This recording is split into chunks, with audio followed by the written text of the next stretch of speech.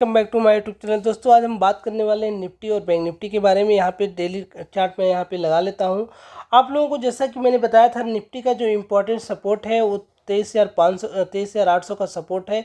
जो लोग मेरी रेगुलर की वीडियो देखते होंगे उन्हें पता है 23,800 का जो इम्पोर्टेंट सपोर्ट था, वहाँ से जो निफ्टी है वो थोड़ा सा बाउंस बैक यहाँ पे मारा और उसके बाद जो 24,500 का जो रेसिस्टेंस था उसको फेस किया और वहाँ से डायरेक्शनल डाउनफॉल 1,000 पॉइंट का यहाँ पे हमें देखने को मिला था। सबसे पहले हम समझ लेते हैं कि जो निफ्टी है उसका जो इम्पोर्टेंट सपोर्ट क्या रहने वाला है। इंपॉर्टेंट सपोर्ट दोस्तों 23,200 का रहने वाला है। अगर 23,200 का लेवल टूटेगा तो निफ्टी और भी वीक हो सकता है।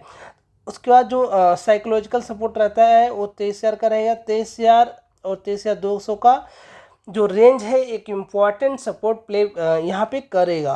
उसके बाद अगर ये निफ्टी को ऊपर जाना है तो 24,500 का जो लेवल है वो ब्रेक करना पड़ेगा। 24,500 के लेवल ब्रेक करने के बाद ही जो निफ्टी है ऊपर जाने की संभावना यहाँ पे देखने को मिल रही है। चलिए समझ लेते हैं। सबसे इम्पॉर्टेंट बात है कि अगर निफ्टी को ऊपर जाना है तो क्या क्या कंडीशंस हो सकती हैं।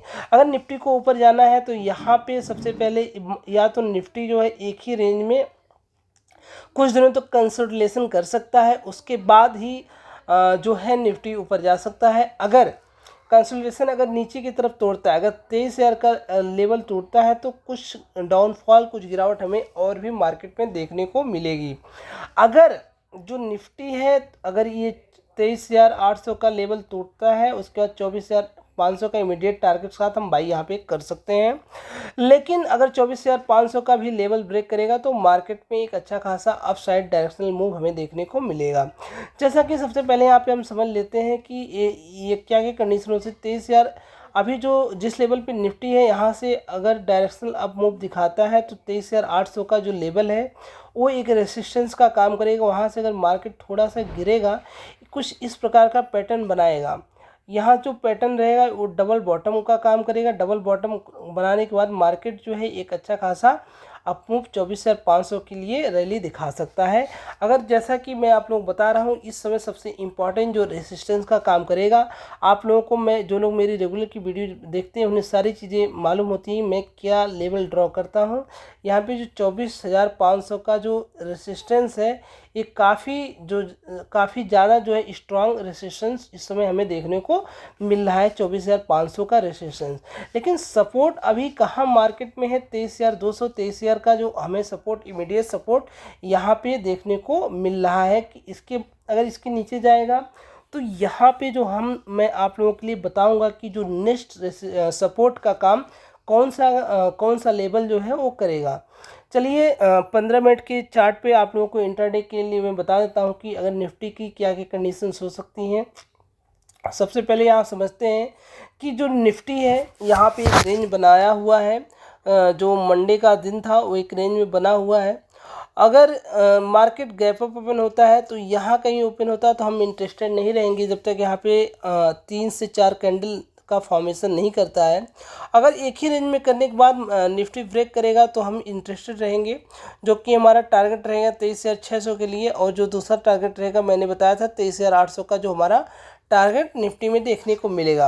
अगर कहीं ना कहीं जो सेंटीमेंट मार्केट में बने हुए हैं काफ़ी ज़्यादा नेगेटिव बने हुए हैं तो जो रेंज है अगर मार्केट यहाँ कहीं ओपन हो के 3 से 4 कैंडल वहाँ पे बिताता है, 3 से 15-20 मिनट का टाइम वहाँ बिताने के बाद अगर जिस लेवल को ब्रेक करता है, नीचे की साइड ब्रेक करेगा तो हम नीचे की साइड इंटरेस्टेड रहेंगे विद द टारगेट ऑफ 23,200 और 23,000 के टारगेट 23,200 और 23,000 के टारगेट के साथ हम इसको डाउन के साथ पुट ले आएंगे।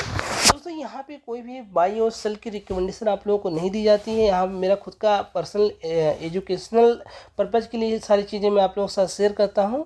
अगर आप लोगों को कोई भी चीज़ अच्छी लगती है तो आप लोग एक बार खुद का एनालिसिस जरूर करें। चलिए हम समझते हैं कि बैंक निफ्टी का जो यहाँ पे चार्ट हमें देखने को मिल रहा है, यहाँ पे मैं आप लोगों को डेली टाइम फ्रेम पे लगा लेता हूँ। जैसा कि मैं आप लोगों को डेली बताते रहता था जो बैंक निफ्टी का जो सपोर्ट है 50,000 का सपोर्ट है, जो कि 50,000 का सपोर्ट जो बैंक निफ्टी हल्का सा ब्रेक कर दिया लेकिन यहाँ पे सस्टेन कर रहा है। यहाँ पे 2 दिन से इस लेवल को सस्टेन कर रहा है। और एक चीज़ हमें सबसे इम्पोर्टेंट चीज़ समझ में आ रही है कि 40 का जो लेवल है RSI हमारा जो 40 है उस पर अभी ये जो कल मंडे था वहाँ पे क्लोजिंग हमें मिल चुकी है। तो क्या यहाँ से हमें बाउंस बैक देखने को मिल सकता है? यहाँ से बिल्कुल बाउंस बैक हमें देखने को मिल सकता है अगर ये 50,000, अभी हमारा जो सबसे इम्पॉर्टेंट सपोर्ट रहने वाला 49,500 का, 49,500 और 50,000 के बीच में हमारा अगर बैंक निफ्टी बना रहता है, उसके बाद धीरे धीरे यहाँ से अप मूव दिखा सकता है। लेकिन 52,500 का रेजिस्टेंस भी हमें देखने को यहाँ पे मिल रहा है, जो सबसे ज़्यादा इम्पॉर्टेंट है। अगर बैंक निफ्टी को ऊपर जाना है तो 53,000 का जो लेवल है उसको ब्रेक करना पड़ेगा। 53,000 का लेवल अगर ब्रेक हो जाएगा तो उसके बाद बैंक निफ्टी के एक अच्छा खासा अप मूव डायरेक्शनल यहाँ पे देखने को मिल सकता है। लेकिन कहीं ना कहीं जो सेंटीमेंट मार्केट के बने हुए हैं अभी भी थोड़ा सा नेगेटिव बने हुए हैं। लेकिन मार्केट में एक अच्छा खासा तो नहीं कह सकती गिरावट आई है, लेकिन थोड़ा बहुत गिरावट हमें देखने को ज़रूर मिली है। चलिए हम इसको 15 मिनट के चार्ट पे समझते हैं बैंक निफ्टी को।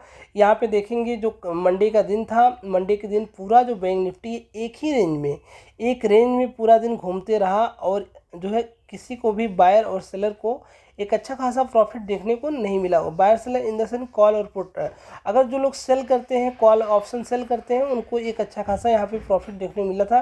क्योंकि ऑप्शन सेलर को तभी प्रॉफिट होता है जब मार्केट एक ही रेंज में घूमता है। यहाँ पे अगर थोड़ा सा मैं छोटा टाइम फ्रेम लगाता हूँ, 5 मिनट का टाइम फ्रेम लगाता हूँ, यहाँ पे और भी पिक्चर यहाँ पे आप लोग क्लियर होती हुई दिखेगी कि यहाँ पे जो बैंक निफ्टी एक ही रेंज में घूमता हुआ देखने को मिला था। यहाँ पे अगर जो निफ्टी का जो लेवल है 50,500 के ऊपर जाएगा तो हम ऊपर रहेंगे, हमें ऊपर जाने की संभावना ज़्यादा है। बैंक निफ्टी को अगर 50,300 का लेवल टूटता है तो जो बैंक निफ्टी है वो और भी वीक हो जाएगा यहाँ पे जो है इंट्राडे के चार्ट के लिए। चलिए अब समझते हैं जो हमारा आज का स्टॉक है उसका नाम हैवेल्स है। इसको हम पोजिशनल पर्पज़ के लिए यहाँ पे हम बाई करेंगे।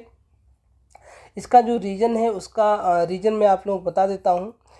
पहला रीज़न तो ये है कि जो हैवेल्स से एक डायरेक्शनल डाउनफॉल यहाँ पे दिखाया था, उसके बाद यहाँ पे डबल बॉटम का फॉर्मेशन हुआ है।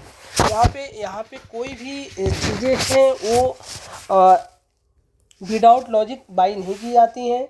यहाँ पे इसका लॉजिक ये है कि यहाँ पे डबल फॉर्मेशन हो रहा है हैवेल्स में, हमें देखने को मिल रहा है। और 3 दिन से यहाँ वेडनेसडे, थर्सडे और मंडे की 3 कैंडल यहाँ पे हमें ग्रीन देखने को मिल रही हैं।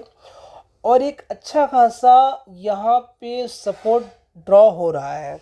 यहाँ से अगर मैं आप लोगों को दिखाना चाहता हूँ, यहाँ पे आप लोग देखोगे एक अच्छा खासा सपोर्ट भी हमें देखने को मिल रहा है। अगर मैं इसको थोड़ा सा रुकी ट्रेंड लाइन में आप लोगों को दिखा देता हूँ, यहाँ लगा के, यहाँ पे मैं लगा रहा हूँ ट्रेंड लाइन को, ये आप लोग देखेंगे थोड़ा सा पिक्चर और क्लियर हो जाएगी यहाँ से।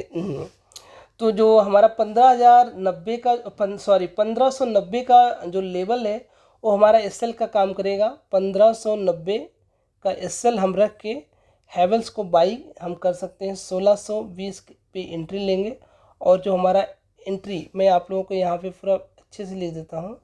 एंट्री जो हमारी रहेगी वो 1620 की रहेगी और जो हमारा स्टॉप लॉस रहेगा वो 1590 का रहेगा। यहाँ पे हमारा 30 पॉइंट का एसएल है विद द टारगेट ऑफ, यहाँ पे हमें 1700 के टारगेट के लिए हम यहाँ पे बाई कर सकते हैं। हमारा 80 पॉइंट का टारगेट हमें यहाँ पे देखने को मिलेगा। और अगर थोड़ा सा मार्केट भी अगर निफ्टी जैसा कि मैंने बताया कि अगर पॉजिटिव रहता है तो हमारा जो हैवेल्स का टारगेट रहेगा उस 1750 का टारगेट यहाँ पे हमें देखने को मिल सकता है। दोस्तों अगर आपको हमारी वीडियो अच्छी लगती है तो आप लोग लाइक करिए, शेयर करिए और सब्सक्राइब करिए। बहुत बहुत धन्यवाद दोस्तों, मिलते हैं नेक्स्ट वीडियो में।